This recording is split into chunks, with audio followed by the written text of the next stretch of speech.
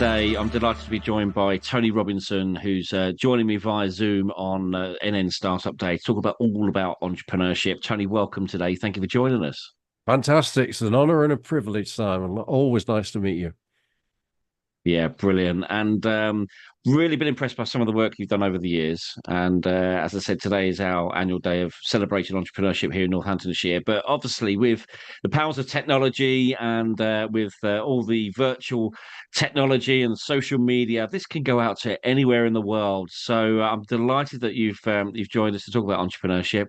I know it's a real topic that you're really passionate about as well. So do you want to give us a brief introduction to yourself about your experience around entrepreneurship? And yeah, let's have the conversation today. Yeah, lovely. Well, I suppose very quickly, today I'm kind of known as the happypreneur because I created this value system, I suppose, so that enterprising people could be happy in their work at least 80% of the time. Um, uh, uh, but, but I'm also known as the micro business champion because for 40 years, I guess, I've been championing entrepreneurs, self-employed people, micro and small business owners, people that start something from nothing and actually create some value out of it and help people and their families and their communities. And those are the people that we need that should be celebrated. And so enterprise means kind of everything to me. And yeah, as you probably know, because you've attended some of our Microbiz Matters days and various things, uh, the public sector is not going to fund us, and we've got to do it ourselves, really. So it's people like you and me that can actually champion the importance, and it's never been more important to our communities of entrepreneurship and enterprising people everywhere. And you can be enterprising even if you're employed, Simon. It's about creating something out of nothing, out of value. Be useful. It's like create a business that's useful, that does something good for somebody, and then people like me and you will actually promote them and try and get some help to level the playing field, because it's not a very level playing field, and that's why I do what I do. Well, it's brilliant that you've done what you've done and you do what you do, because I've learned so much from you over the last few years. And obviously had the privilege of meeting you a couple of times at the Microbiz Matters days down in London. I think it was Manchester. I think it was up in Yorkshire as well, in Yeah, Hull, which absolutely is true. you're up in Yorkshire, aren't you? So it's been brilliant to be able to travel the country and see some of the action that you've created as well with various people that you work with as well. So yeah, well done on what you have done. And as I say, it's a privilege to spend the time with you. When we talk about entrepreneurship, though, it's not easy. And there's been some real tough challenges. And I think part of today that we're celebrating is how people have overcome those challenges. Mhm. In your sort of experience and your journey of where you've been, what sort of challenges have you faced that have really caused you really some big concerns? And how have you managed to get over those? Because I think everybody has them, don't they? Yeah, and I think that's the most important thing, I think, if you're starting a business, is to recognize that the whole world is providing a media myth regarding what enterprise and entrepreneurship is all about. And the reason they're doing that is because they want to sell you stuff. So therefore, they think that because you're starting a business, that the kind of view is that you don't know what you're doing. And if you have this insurance, or you take this loan, or you actually get this software, or you actually take me on as a coach or an advisor, or you come and see me speaking at Wembley Arena or whatever, that will be the secret to your success. And it won't be. So what we've got to do always is with startups, and I'm chair of something called Yorkshire in Business. So I'm not talking from a not practical basis. We help thousands and thousands of people start a business. And the way we ensure that 80% survive the first 3 years is by actually making sure that they understand the absolute basics that will work time after time after time out starting a business. But then, as you rightly say, prepare for the fact that it's a blooming roller coaster. Is this? I've been running my business since businesses, I suppose, now since 1986, Simon. And there's been some times when you think you'll never climb back up again, but you do. Somehow you do, through sheer hard work and stubbornness and persistence and various things. And it does get easier in actual fact, because the most important thing for an entrepreneur, and the branding gurus won't agree with this, uh, is that, and I'm now talking about lots of my friends like Tim Campbell, MBE, that's from The Apprentice, Kanya King, CBE, created the MOBO Awards. I've got some lovely famous friends out there. You met Charlie Mullins, I think, didn't you, in our London microbizz Matters Day? They will all say exactly the same thing. Their businesses, even the most successful businesses in the world, have been built on trust and word of mouth. And so the longer you're in business, actually, there's more and more people that actually want to work with you, which protects you against the the financial crashes. Who thought that would happen? Who thought they'd give hundreds of billions of pounds to, who thought it would have taken me 40 years still going and I still haven't got paid in 30 days or less, for example. Then COVID coming along, we can have World War III coming along.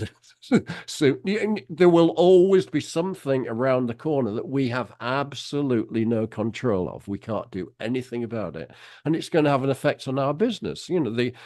It's amazing how the media don't talk about what the energy costs have actually done to our businesses. I mean, it's absolutely unbelievable. It's like quiet, isn't it? Like energy costs have gone through the roof, and they don't understand why people are not working from offices and various things, and have to work from home. It's unbelievable. So it's about preparing for the fact that it is going to be a roller coaster. And so how do you actually make sure that you're in a position to ride that when the things go down and then you go back up again? And that's not just about our money, although money worries are the main issue. It's also about our well-being. It's like, you and I do running for charity, don't we? And we do all sorts, but we're also doing it as well for our well-being, aren't we? We're also getting into the routine of doing things as a business owner that we know the things that work for us in terms of keeping our self positive, really, and our self going through. So the basics of entrepreneurship are always going to be the same. Doesn't matter what the technology is going on. The beauty is that the basic, but you won't get that from universities. You won't get it from the government, certainly, and you won't get it out of the media. You'll only get it from other business owners. You will only get it from other business owners. These are the things that we talk about day to day, every day kind of thing. And it's not this mythological kind of thing. So, it's, yeah, I mean, it's the wonderful thing is, and that's the reason for happypreneurship. The wonderful thing is that none of my friends ever, I'm nearly 72 and I'm not retiring. And I don't know anybody that's running their own business that has ever retired, if they do, because we're not the Silicon Valley kind of people that are going to take hundreds and hundreds of thousands of pounds of investment, because we don't want to lose control. And actually, you'll survive better if you don't lose control. Yeah. If you actually have an investor on board, they want a fast return. They want you to do more, do different. I mean, a lot of people that take investment end up running a business that they don't really like anymore, because it's not the business that they actually wanted to set up. So it's about making sure that you're working with the people that you actually want to work with and you love working with. And the first rule of happypreneurship is, and for success, surviving the first 3 years, is do what you love and are good at. I mean, I know that's really simple, but you'll never survive what you're talking about, the ups and downs, unless you're doing something that you love and you're controlling your own destiny. And that's the most wonderful thing in the world. Even mine's a riches to rags story, Simon. It's rather than a rags to riches story. But I wouldn't have it any other way. I've downsized 2 or 3 times during those however many years, 38 years of running my businesses, because I don't want to get into debt. I moved to Scarborough from Northampton, where we are today. Yeah. And the main reason I moved was to actually not have a mortgage anymore. And to live by the sea, of course. But it meant I would have to commute into London because all my clients were in London. So I'd have to commute from Scarborough to London to do the work. Yeah. But that's about dealing with the roller coaster. It's actually, I don't want to be in a situation where there's a downturn or something bad happens or whatever, and I can't ride it out. Yeah, no, I mean, I still love it. I mean, I think that's the most important thing is that, and of course, the older you get, the more you can be even more controllable about only doing things you love and are good at, and never doing anything that you Richard Branson always says the answer is yes when anybody says, can you do it? But I'm not sure that's actually true. I think, sometimes you realize that some other people could do it better than you could do it.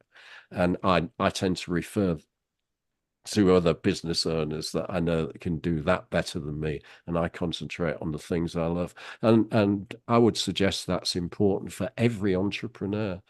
Stick with the knitting kind of thing. Stick with the things that you actually love doing and are good at. And it's one of the difficulties about franchises, which is a bit different from an entrepreneurship. Let's say, like Poppy Design, Marie's company, she could have bought a franchise to do that, but she wouldn't get the same enjoyment or the same thrill or the same. Does that make sense? So it's a format business can become just like a job. Yeah. Whereas the flexibility of being enterprising, if this doesn't work, well, we'll try something else. There's nobody telling us what to do. So we'll test trade again. We'll open a new do you know what I mean? So it's like we've in our cafe in Scarborough at the moment, we've got 30 different pop-up shops in there. Now that's all self-employed people, really, mostly working from home, often on craft businesses and various things like that. But if they're successful in our pop-up shop, then they might try having a little low rental shop for a while because they've built up some word of mouth. And does that make sense? We've got that total flexibility. The world is our lobster, as Del Boy used to say. I love that, Del Boy. Yeah, absolutely. I mean, I think you're absolutely right there. I think in what you're saying, and I think we are kind of free spirits as well, is a term I use. You're kind of able to diversify quick as well. I think that's some of the feedback we hear. Something happens, we haven't got to go to committee or to a board or anything. We can literally just change the way we operate very quickly. So I think that's a major strength of being involved in entrepreneurship and being a business owner where you can diversify very quickly. Obviously, there's the insecurity sides. I mean, obviously, there's some real tough challenges people do face. And the thing I always say is, set yourself an appointment with yourself in the diary to make sure you get that free time. You mentioned about our running. I think that's certainly my escape. I just literally that's my space, my race. I take my Yeah. time and do what I want to do. But Yeah. when it comes to obviously being around business people, I think there's no better place than being around other business people where you can bounce off ideas and being in a community, a network, an organisation that can actually help as well. I think is tremendous, and I've been around them for years. Yeah. They can add so much value to people, I think, can't they? Yeah, and I mean, I think there are different types of networks, aren't there? But I would suggest the ones that like you've been building for years, and I've been trying to build for years as well. The ones where we're learning from each other. There's a kind of energy that creates, if you like, in us. I don't know any entrepreneurs, including, say, my famous friends that are entrepreneurs, um, that aren't always learning. They tend to be very good listeners, you know. I mean, they tend to be yeah, I mean, exceptional listeners, I think, in terms of the fact that they're always learning, always trying to understand. And of course, a customer to them is they know how hard it is to get a customer. So it's not like a salesperson. Once they've got a customer, they learn from that customer what that customer would like next. For example. So, networking can include your customers, your suppliers. It can include friends and family that are involved in business, and it can involve the more formal learning things that you set up as well. But do you know what I mean? It's that kind of well-rounded way of actually doing it, and that's like tremendously important. And the great thing is that if you go to one of like your events, and this has happened to me on a number of occasions, where I think I'm one of the few speakers that actually always watches every speech from the audience in the audience that's before me or after me, kind of thing, so that I'm part of the audience. I usually go onto the stage from the audience rather than whatever, because I want to feel what it's like and what the vibe is and what's actually going on and what the issues are and what people are talking. And if somebody goes to one of your events and actually meets a business owner that they trust, then they might go out for a pint with them, or they might, accept an invitation to one of their events or whatever. And suddenly you move from actually having just a contact to somebody that you can learn with for the rest of your life. And that is like, oh, say we don't retire, so it's the most valuable thing in the world is doing it. I mean, LinkedIn is fantastic as well. I mean, I don't, we both use that, don't we? And a lot of people that I meet at events or when I'm doing talks or whatever, I get on LinkedIn and, I'm chatting to them in 10 years' time and was sharing that, and who do you know who could do that? So it's tremendously important and keeps our mental stuff going as well. I think further education, continuous development is key. But I think entrepreneurs learn slightly differently, don't they? They don't learn very, via textbook. It's more about actually doing it and actually embracing, Yes, what that definitely. is about, isn't it? And I think that's the key thing, and that's what I thoroughly enjoy. I'm a doer rather than an academic. I don't like to read. I don't get turned on by reading. I prefer to listen to people. So audiobooks work very well, but also just being in the room with other people and learning from their experience. And I think that's what's motivated me. Have you found that as well? Is that been the route for you to Yeah, learn? I mean, most definitely. I mean, the Claire Francis, who was my business partner for all these years, and I, when we were in Milton Keynes, we actually won a business competition with a particular product that we created, and the prize was at Cranfield Management School. And it was some of the top lecturers on marketing and various things, and it was a complete waste of time. It was so totally devoid from the world we were now living in as micro business owners. We had, there were four of us in the business altogether. And it was like, it was all big company SME, SME, SME marketing. It was like it was just not our world. And I don't know a successful entrepreneur, even the billionaires like my schoolmates, the Jim Ratcliffe, who Ineos has now got Man United as well as a little thing with he's also got Nice, hasn't he? As well. He's got a Swiss football club and he's got his cycling teams and he's got all these different things. But again, he's like totally action oriented. Yeah, and he's like one of the richest people in the world, And although he founded, I think, something at the London School of Economics because he learnt his accounting there, he's a chemical engineer. So although he's done his focus academic, if you read how he manages his business, it's not academic at all. It's hardly any management speaking. Do you know what I mean? It's like, and I think that's what we are. I think entrepreneurs, by definition, are action orientated and are often quite impatient as well. I think, which doesn't make for like a 3-year course in something very very good. And of course, we don't actually, and this is terrible, it's a bit controversial, but we don't actually respect somebody that hasn't done it for themselves, that hasn't got the I'll agree with t-shirt. that.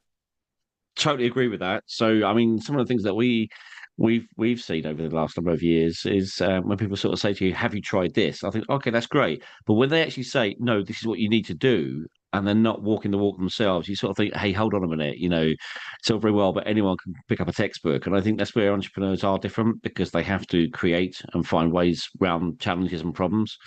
So yeah, totally agree with what you just said there. So I wouldn't say it's controversial. I think it's just part of entrepreneurship, and not everyone's willing to take the ride, I think. Yeah, I think so. I mean, and you've also hit on something about the action thing. Um, One of the reasons that we spend all our time with pre-starts and startups, providing free help to them to get them going, is that I'm absolutely convinced, I do have research to show it as well, but that after 18 months to 3 years, you will know more about your business and how to run it and how to sell the products and services that you actually produce than any external advisor. And it's about having I don't know. I mean, we're both keen on football and various sports, many sports, but I take the tennis analogy really. Unlike football, in tennis, the player chooses the coach. Yeah. So they're not given that because they're not an employee, they're self employed. So these elite tennis players, Arena Sabalenka and Djokovic and Sinner and all these kind of things, they choose their coach. Now, how does a coach actually try to make themselves get as much money as they can from out of that multimillionaire self-employed tennis player? Well, they do it by often trying to destabilize the player so that the player actually feels that they can't do without them because that creates the longevity of the coaching and actually going. Obviously, the best coaches in the world don't do that, but there are many, many stories. And if you actually see the turnover of coaches to tennis players, it's huge, kind of thing, absolutely huge. And then some have stayed with them years and years and years because they've built up that trust and they're not telling them, when to eat the lettuce before the carrot or that kind of stuff. Does that make sense? And so we've got to be very, very wary, I think, of people actually offering us advice because they can actually be charismatic. They can actually have a fantastic CV. They can actually tell all these stories about everything they've done, but they could actually knock us off course because we actually know more at that point in time than whatever. And we even say to startups, try and find a business owner that understands your customers to help you. Because what they've done in their business. If they're a hairdresser, that might not fit for a cafe, somebody running a cafe at all. It might be totally different. But if it's the same customers and they actually understand those customers, then fine. Yeah, but I think it's a really important point. Yeah, we are action orientated, and that's our strength. Is don't ever get to the situation whereby you're delegating everything. Don't go by those management processes textbooks. You've got to stay close to the customer all the time. Entrepreneurs do. They always stay close to the customers.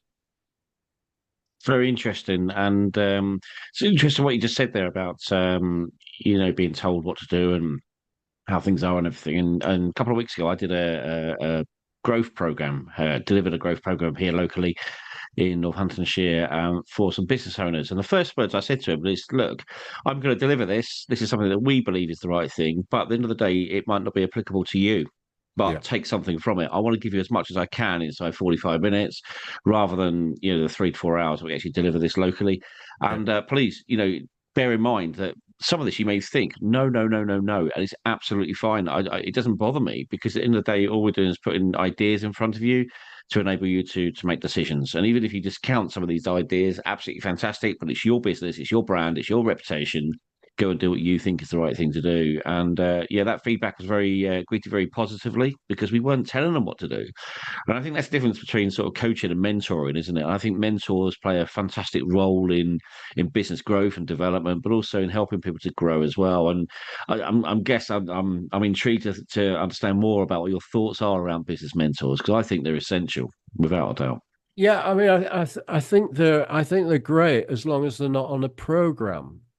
Um, if they're on a program, and I'm now thinking about some government funded programs. I mean, I founded an organization called SVEDI, which was about improving the quality of business support. And shortly before I kind of like left it, the government created this Mentors Me program and various things all linked to whatever. And we had lots of people that I thought were inappropriate to be mentoring startups and micro business owners because they knew a lot about business, but they'd just been made redundant from the banks, most of them, because it wasn't long after the financial crash. And the majority of mentors were actually looking for a way in to actually, I suppose, doing self-employed, maybe consultancy and coaching or getting paid as mentors. And everybody, since ancient Greek times, everybody has recognized the value of mentors. But I think they've got to be the appropriate ones. For you, do you know what I mean? I don't think you should be given a mentor, yeah, on a government program that's got an outcome of trying to sell you a loan, for example. In other words, if you apply for this loan, you get Simon Cox as your mentor, kind of thing. It's like, I don't like that kind of deal at all. But I believe that, and I mean, when we had, do you remember the Business Link network at all? Yep. And then, at one point we had 350 enterprise agencies in England, and there were lots of people, business owners, that were volunteer mentors, 40 years ago, 20 years ago, etc., working with the advisors and various things. And I thought that was absolutely perfect. Is that, they they'd put the right mentor exactly with the right business owner kind of thing. And even then they could change it kind of thing. But I think it's so important. I think mentoring is, yeah, it's tremendously important. And I don't think there's any better compliment. I've never called myself a mentor, but when different people say from the stage that Tony's been my mentor for 15 years, I think, oh, have I? Oh, great. How did that happen? But that's the kind of mentoring that I think's like, yeah, invaluable. I don't know if have you heard of a chap called Dr. Ciroli, No, I Ernesto haven't. Ciroli? Okay. No. Well, have a look on YouTube because he did his YouTube TED talk has been viewed by about 20 million viewers, kind of thing. It's like, and it's called Shut Up and Listen. And the central thing of Ciroli is enterprise facilitation, which is kind of what I believe in. And it all starts from the fact that no one, no successful entrepreneur, and he's done all the research and he's done it over many years, has ever done it alone. It's a myth. So some may claim credit for it, that I did all this kind of thing. But if you dig deep, you'll find that they've never done it alone. And just about everyone will have had somebody that they call a mentor. So, for example, Charlie Mullins, who we were talking about, who, sold now, I think, for 48 million or more, his plumbing business, Pimlico Plumbers, but still his family is still employed in it. His mentor was a plumber, was a self-employed plumber. Yeah, so I think it's tremendously important. Yeah, see if you can find a mentor. I think it's really important. Yeah, brilliant. Now let's touch on you. You're an author as well. You've written a number of books. I've seen them advertised. I've read one of them, the Happypreneur book, which is a great book. Really well done. Um, and You've also been recognised for your services as well to entrepreneurship and enterprise as well, and obviously that doesn't come just like that. That comes with a lot of hard work and effort as well. So again, well done on that. But also, this is why we love to have these conversations with you because I think it's tremendous what you've done for business, for what you've done for people as well. Because ultimately, it's people that make businesses work as well. So, but talk to us a little bit about your book and what's it been like to write those books? Because does it help you to sort of like share your knowledge, your wisdom, your enthusiasm, or is it kind of like a little bit of a look? This is not you've not even told people how to do it, have you? You've actually just really sort of just shared experience, haven't you? Yeah, I only really tell stories, so I do fiction and non-fiction. You've made the point. I don't tell anybody to do anything. I just don't believe in it really, and I've never believed in. I know some people that almost like say that they're the expert in something that they've just read about, kind of thing. And I'm very worried about that.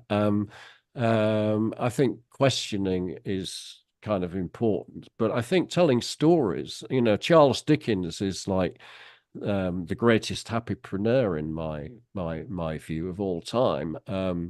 Because he was pretty anti-establishment like me, but he used his stories to actually make the world a better place for kids' education, for all the stuff in debtors' prisons, all the discrimination against women, public hangings and capital punishments, and I mean, so many issues. But he actually changed the world actually and gave us great Christmases out of telling stories and then his building multiple income streams, which is one of the things that is incredibly important for an entrepreneur. And he was obviously entrepreneurial, so he was editing his magazine, his weekly magazine, he was writing books, but he was also going on these massive speaking tours of the UK and America, which is where he made his really, really big money, etc.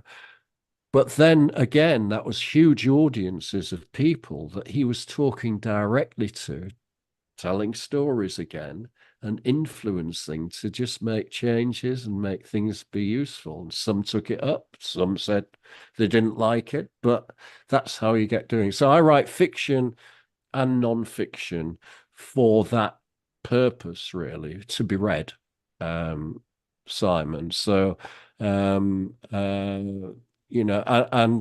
after The Happypreneur, that was my last non-fiction. So I'm only writing fiction now. But the Happypreneurs, I've taken on tour with a Be More Happypreneur show, which I run with my friends Jen Crowther, who's chief executive of Yorkshire in Business, and Ian Farrow, who's chief executive of Far North. And so we do a show called the Be More Happypreneur Show, and that's great. And I did partly write that book that you say you've read on the basis of actually celebrating all the wonderful people like Ian and Jen and the Kenya Kings and the Tim Campbell who wrote the introduction and the um, as a bit of a celebration of entrepreneurship, really, so that people would actually maybe just look at them or, and start seeing what they're doing and learning from them. So it's not about just learning from me, it's about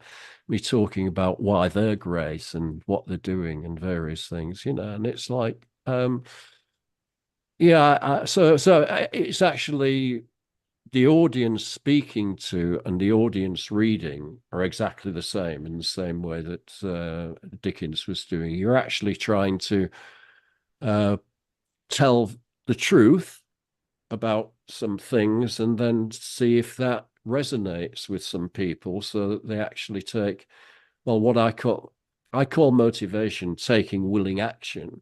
Yeah. And so some of the readers and some of the uh, uh, members of the audience will take willing action as a result of the story that you've actually told them. So, does that explain it, kind of thing? What I'm trying to do through the writing and the speaking, really? Yeah, absolutely. And I think it's been lovely to be able to see you writing those articles. You also appear in other articles as well. And I did Yeah, see you on the front cover of a business magazine recently, wasn't it? yeah, yeah. So that's good. I mean, I'm ever so lucky, really, because there are a number of magazines that have actually featured me on the front cover and done 6 or 8 page interviews inside, and it's fantastic. And I mean, I am so lucky. I had last year was just the most amazing year because I stepped down as uh, uh, patron of John Crattle Youth Enterprise Bank in Hull, where we give small grants, test marketing grants out, and various things. And as a result, I had one event after another in Hull, and that even that portrait that's behind me presented to me and various things. And I actually got my third lifetime achievement award, which is just, oh, it's just so much fun. But I'm surrounded by all my entrepreneur friends at all these things, Simon. And I can't say how much that actually means to me is to have so many friends that, we're all kind of like real ordinary people and we're just trying to make ends meet. That's what Tim Campbell and I have always agreed on. We see entrepreneurship not as exit strategies and becoming a millionaire. It's about trying to make ends meet, being useful, avoiding debt. Yeah, making sure that we put family and friends first, sort of like a lot of the big entrepreneurs say you've got to ditch your family and friends in order to be successful. But the real entrepreneurs, it's totally the opposite. That's the most important thing in their life. You ask the Jim Ratcliffe, it's all like, they put their family in the businesses. They stay with their friends for the lifetime. It's like tremendously important. Yeah, no, absolutely. I'm glad you touched on that as well. And yeah, I mean, family, I think, can get you out of those situations when you're running a business as well. When you're starting a business, I think sometimes they look at you thinking, "Why are you doing this?" When you're going through all this pain and challenge and the roller coaster. But at the end of the day, they can also pull you out of those situations when you need it most as well. Because yeah, the emotions of running a business, it's challenging sometimes, and I just find sometimes they kind of bring me back to where I need to be sometimes and keep me a little bit level headed, which is what's always needed. So yeah. Now let's talk a little bit about the wonderful work of the Organisation for Responsible Business as well.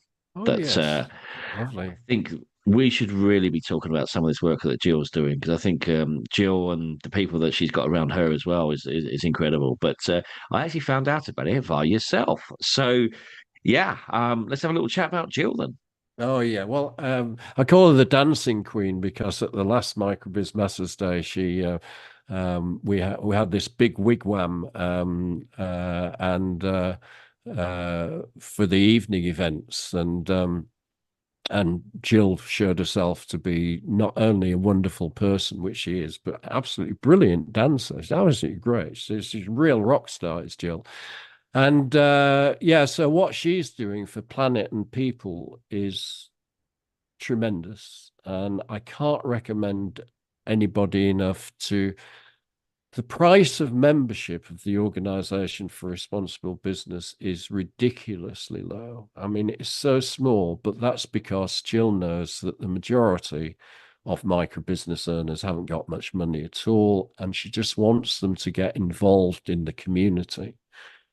So forget about certification and all those kind of things that look good on your letterhead at the beginning. But those are things that you can have. It's a recognized standard setting body, and you can actually have, a certificate, and you can go through the learning and make sure that you are being great in every aspect. So not just sustainability, not just climate issues, but also people, communities, customers. The whole thing is about being a responsible business. But I just think it's so unlike a tick box exercise is joining that community. And honestly, her and Bridget,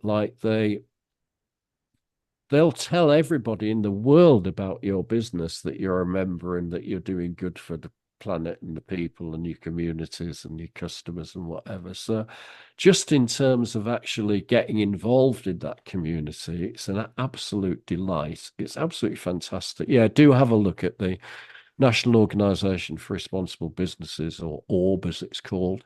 And Jill is just fantastic. I mean, she won't mind me saying it, but she's my age. We're not youngsters, but I think we've got a fair amount of energy for what we believe in, and Jill is totally believes in everything she does, and it's absolutely fantastic. And a lot of people that you've met at Microbiz Matters Days that have helped with Microbiz Matters Days have joined ORB, which is, I think, a very good indication of how important we think it is. And look, I mean, at the end of the day, the big companies aren't going to save planet and people.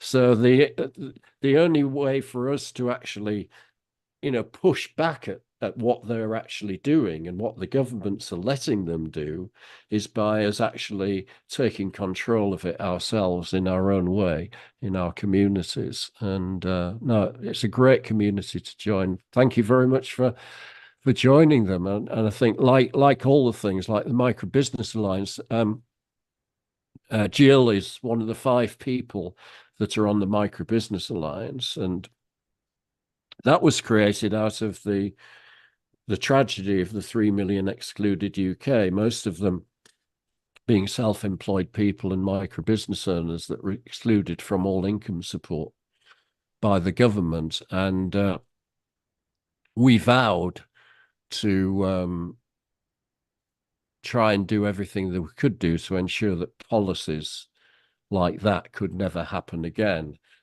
And the only way that we can do that is by being inside government and confidentially talking to them. And so Ian Cass, our chair, is talking to ministers and shadow ministers. And so you don't see any publicity about what we're doing, but we're actually trying to make sure that those policies that will level the playing field and make sure that the tragedies like loan charge victims, WASPy women, self-employed sub postmasters, and 3 million excluded UK do not happen again. Sorry, because government don't understand or don't understand how they work or whatever. And so Jill is one of the 5 people on the steering group, and the Micro Business Alliance has already got, and we're delighted to have you in that as well, Simon. So it's already got over 100 organisations representing about 1.4 million micro businesses owners now. So your network will have over 100 micro business owners involved that you're engaged with. And, someone like Simply Business have probably got, 800,000 customers that are micro business owners. So, we've got Global Entrepreneurship Week, for example, their members. And what they're doing is just like saying, look, we're supporting the work that Jill and Tony and Ian Farrer, who I've mentioned, and Jen Crowther and Ian Cass, our chairman, are doing to try and, support self-employed people and micro business owners. So Jill is a star on all counts. She's one of my heroes. Fantastic.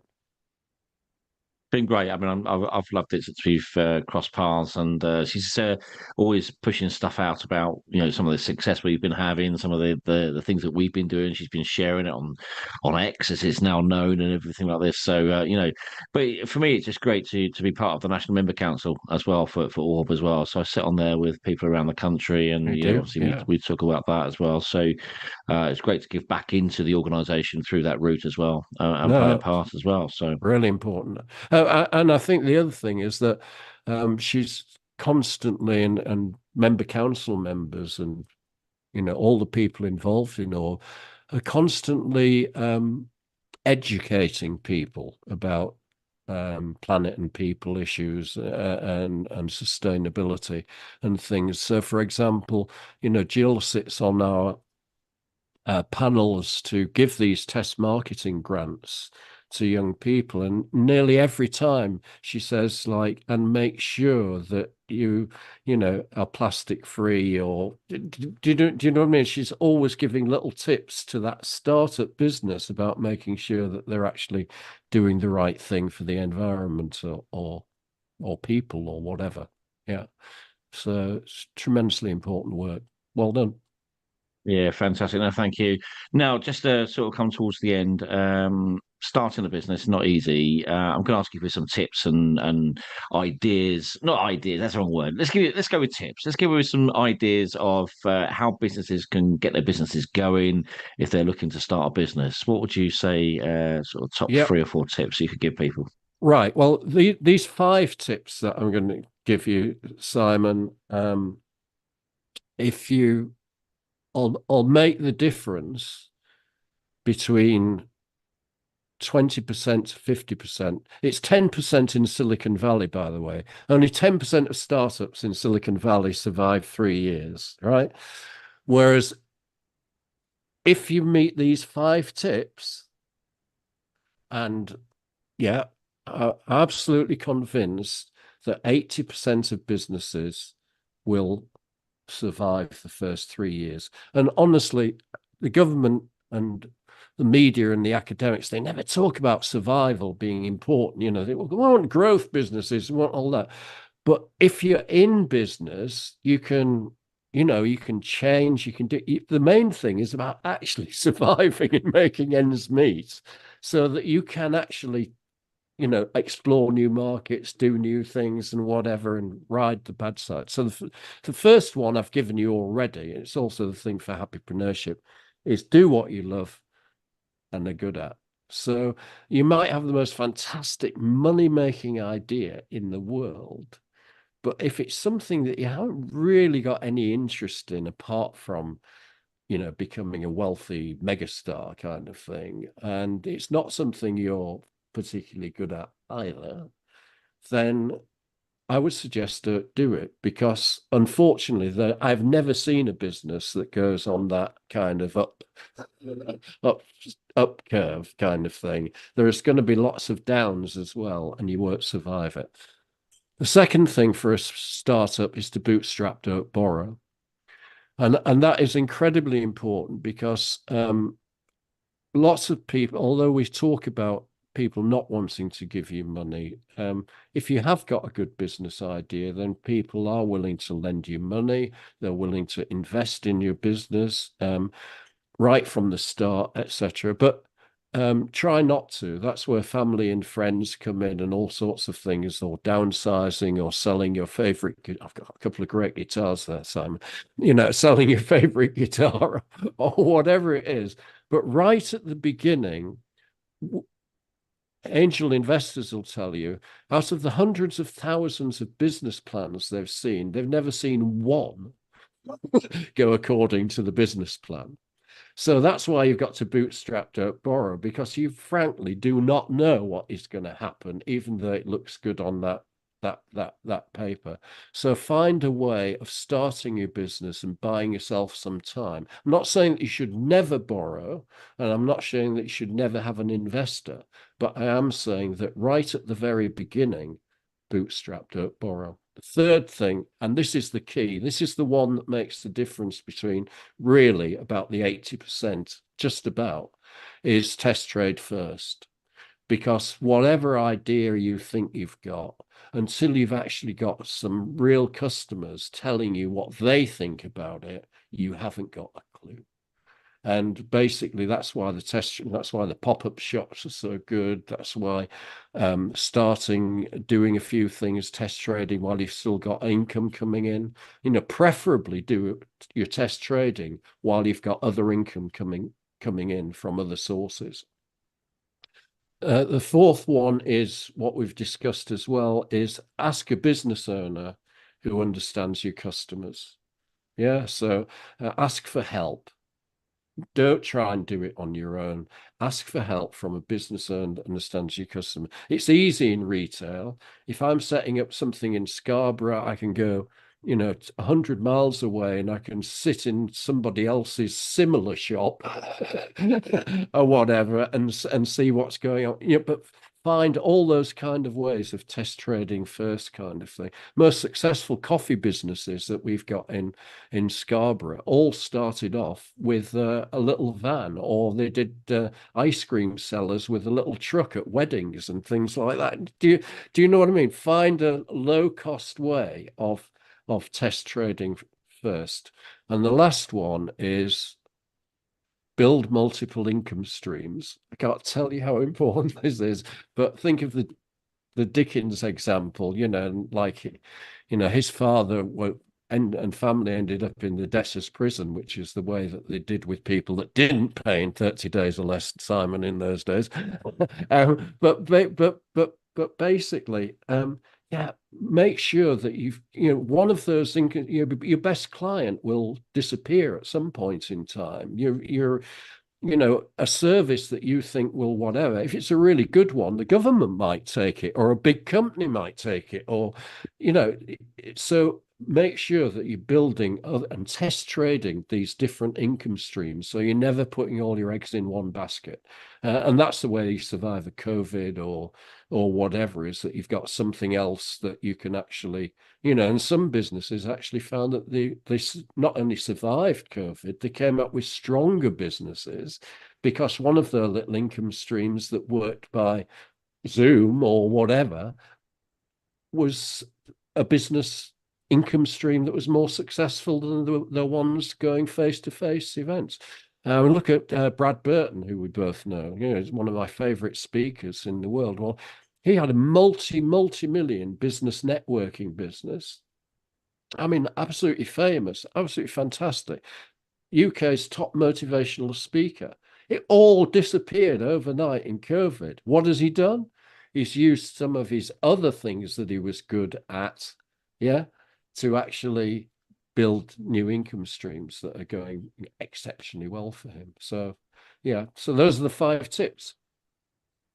Brilliant. Tony, thank you ever so much for your time. Thanks for joining us. I really do appreciate it. It's always a pleasure to speak to you. I never fail to be, well, let me rephrase that. You always give me something You always give me more motivation, more vision, more passion for what we do as well. So just spending this time with you is tremendous. So thank you for taking part today as well. And Yeah. look after yourself as well. You do a tremendous job for other people, and we must be, must remember that we must look after ourselves as well. So maybe we need to go for a run together at some point. Yeah. Keep rocking. You're awesome, Simon. Thank you very much indeed for having me, and have a great day.